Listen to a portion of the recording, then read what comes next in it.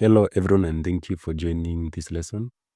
In today's video, we're going to look at Integrated Science Paper 2 Practical. This is a practical paper. So this is Premier 004.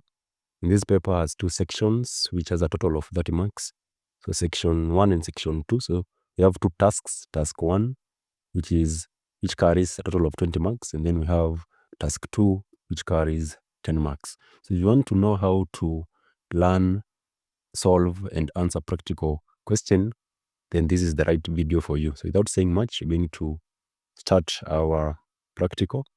So task 1 is investigating the characteristics of particles in solid, which carries 20 marks. So the following are the materials which we need. We need the following materials. We need ice cubes, which are in solid form. We need a heat source, can be a Bunsen burner or a portable burner. We need a glass beaker. So these are the materials that we need for this experiment. So these are the practical procedure. So this is what you're going to do. So the first step is to place the ice cubes in a glass beaker. Second step is to switch on the heat source, that is the Bunsen burner or the spirit lamp. And then heat the beaker slowly while observing. So we heat the beaker slowly as you observe any change. Observe as the ice melts to water, that is from solid to liquid. Step number 5, you continue heating the water until you see steam forming, that is liquid changing into a gas. Part 6, you switch off the heat once you see steam. So the moment you see steam, you switch off the heat. Then part 7, record what happened at each stage and clean your workspace. So this is very important. You record what happened at each stage and then you clean your workspace. So this is the setup. So here we have the glass beaker, and then inside we have the ice cubes. This is a tripod stand, source of heat. So you're going to set up your experiment like this. So you put your ice cubes inside the glass beaker, then you start heating slowly. So as you heat, you're going to see that the ice cubes are going to change into a liquid. That is, they're going to melt. So as you continue to heat, you will see that the ice cubes are melting. And then finally, the ice cubes will melt into a liquid, and then on further heating, you will see steam forming. So you'll see steam as this diagram shows. So this is basically just a picture to show you what is expected. So to continue here, we have the recheck questions. These are the questions that we need to answer from our practical. These are the questions that we need to answer. We can see question number 1. What happened to the ice cubes when they were heated? You can see it carries 3 marks. Number 2, describe the characteristics of particles in the 3 states of matter from solid state, ice cubes to gaseous state, steam when heat is applied. You can see carries a total of 6 marks. We have part 3, A and B. Which theory explains the arrangement of particles in the states of matter?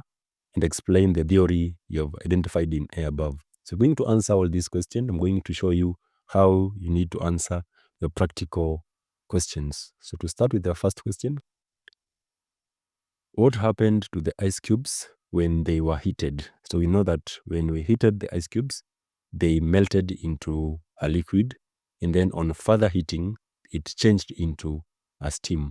So that's what we're going to say. So the ice cubes melted into water. That is, get 1 mark for that part, and then turned into steam when further heated. So that is what happened in this experiment. So it melted into water, the ice cubes, and then turned into steam on further heating. So you can see the diagram is here. Ice cubes, and then turning into water, it is melting. Then finally the water turning into a vapor, that is steam.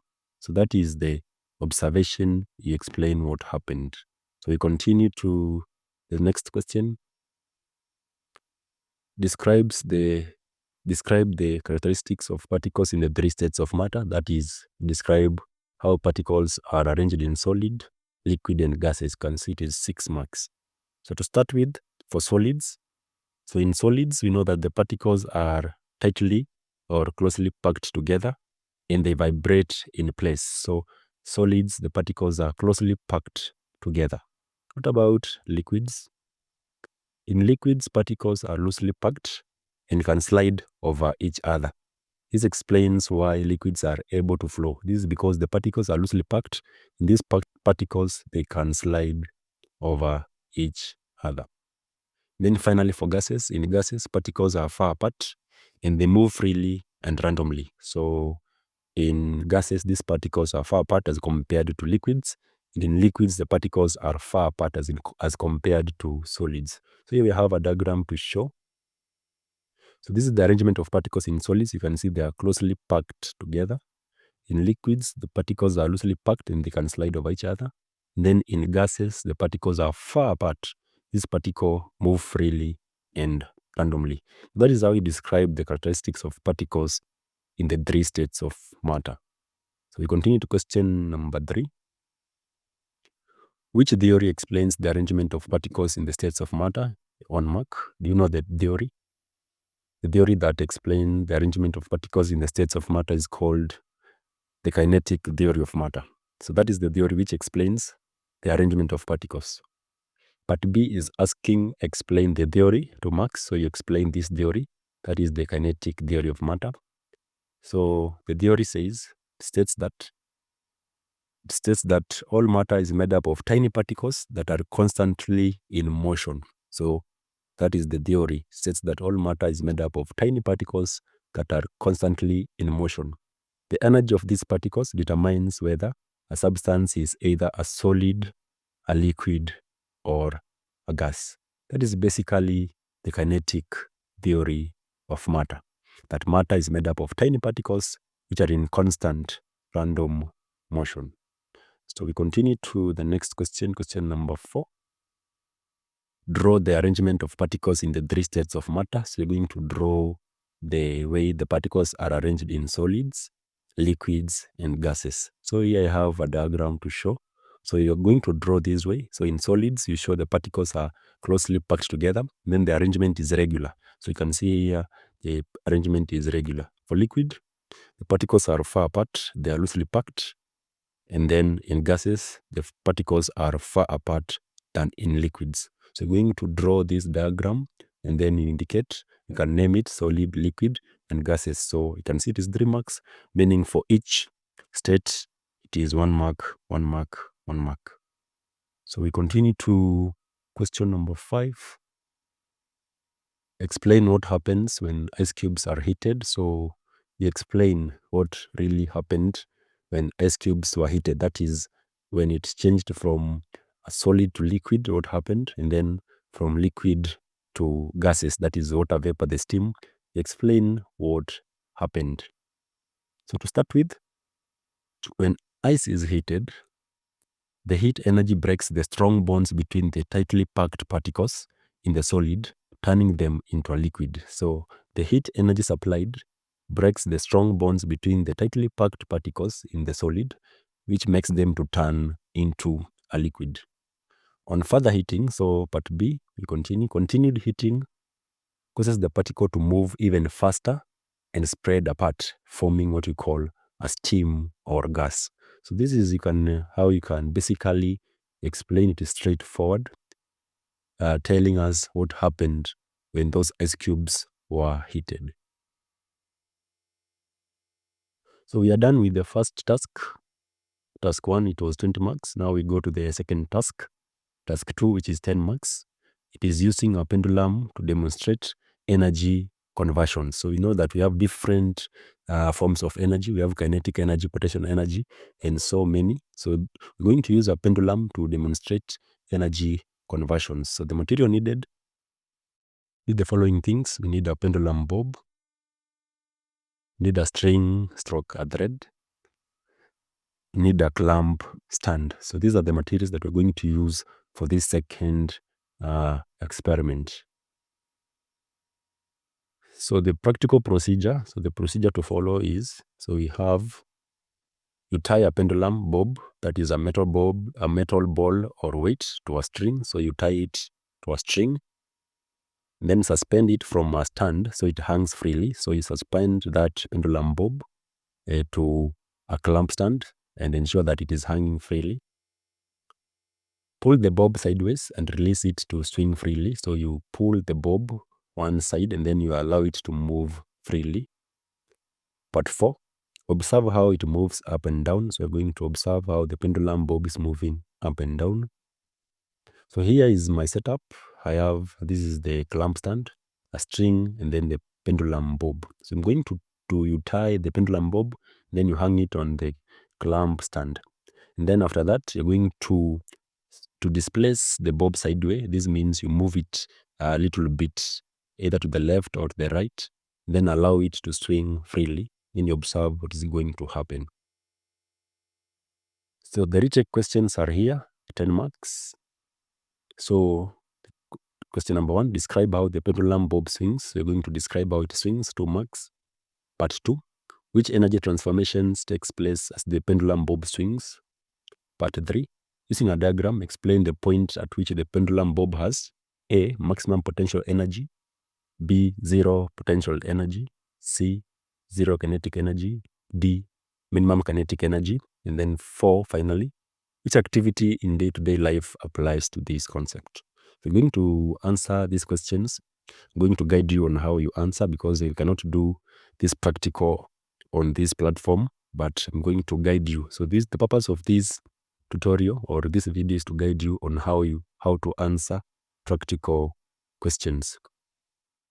So part 1, describe how the pendulum bob swings. So the pendulum is going to swing back and forth in a regular motion from one side to another. So as you displace the pendulum, it's going to swing back and forth, and the motion is regular from one side to another. So you have a diagram here. So this is at A. So when you displace either to the left, the pendulum is going to move to B, regular motion, back to A, and then to C. So it is going to move back and forth in a regular motion from one side to another. So that is how the pendulum bob swings. Part 2, which energy transformation occurs as the pendulum swings? So they're asking the energy transformation. So here we have the potential energy transforms into kinetic energy as it falls. That is when the pendulum bob falls, and then the kinetic energy is converted back to potential energy as it rises. So here we have the diagram here. I'm going to explain. So here at B, this is where we have the maximum potential energy. If we're going to use PE to mean maximum potential energy. So as the ball is moving from A to B, it attains maximum potential energy at point B. Then when it returns back, this potential energy is converted back to kinetic energy. So here at A, we have maximum kinetic energy. And then from A back to C, as the bob rises up, it attains what we call maximum potential energy. So you can see the energy is transforming from potential energy, kinetic energy, back to potential energy. So that is basically the answer to this question. That is, potential energy transforms into kinetic energy as it falls. So as the ball is coming down, it transforms into kinetic energy, because we know kinetic energy is energy possessed by a body in motion. So as the ball is moving from here to here, it has what we call kinetic energy up to A.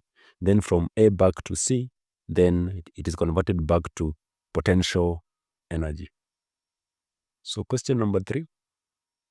Using a diagram, explain the energy points. So we're going to use a diagram to explain these energy points. A, maximum potential energy. B, 0 potential energy. C, 0 kinetic energy. D, minimum kinetic energy. So here's my diagram. I'm going to use this diagram to explain. So remember I said, as the bob moves from side to side, at point A, here we have the maximum kinetic energy, meaning that at this point, the potential energy is equals to 0. It is minimum or 0. At point B, as the ball moves up to point B, the ball is going to stop and then come back to point A and continue. So when the ball stops, it possesses maximum kinetic, maximum potential energy. Because the ball has come to point B, it stops and then goes down back to A and continues. So at this point B, the ball possesses maximum potential energy. And therefore, at this point, the kinetic energy is 0, or we can say it has a minimum kinetic energy. Because B and C are the highest point of this pendulum, it is the same.